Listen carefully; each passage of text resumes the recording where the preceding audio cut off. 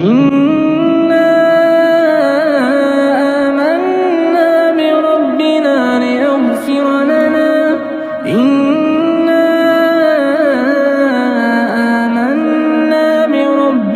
لِيَغْفِرَ لَنَا خَطَايَانَا وَمَا أَكْرَهْتَنَا عَلَيْهِ مِنَ السِّحْرِ ۗ وَاللَّهُ خَيْرٌ وَأَبْقَىٰ.